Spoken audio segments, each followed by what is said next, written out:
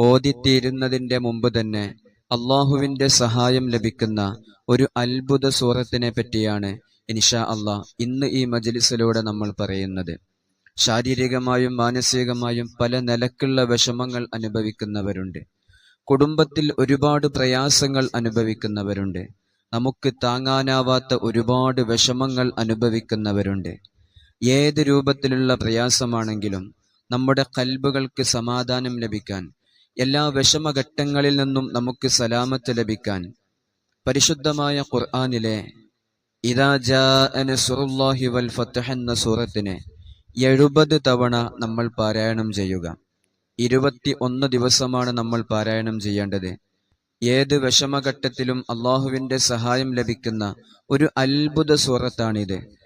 ജീവിതത്തിൽ നമ്മൾ പതിവാക്കിയാൽ നമ്മൾ കുടുങ്ങി എന്ന് വിചാരിക്കുന്ന സ്ഥലത്ത് അള്ളാഹുവിന്റെ സഹായം നമുക്ക് ലഭിക്കും.